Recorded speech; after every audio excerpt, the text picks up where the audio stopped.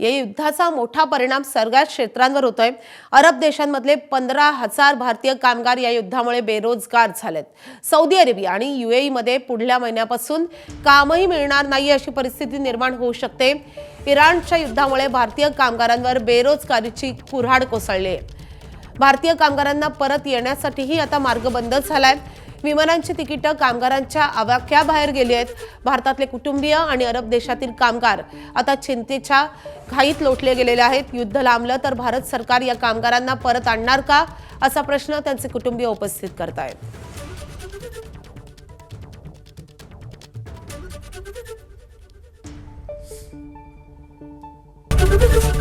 ABP माझा, उघडा डोळे बघा नीट।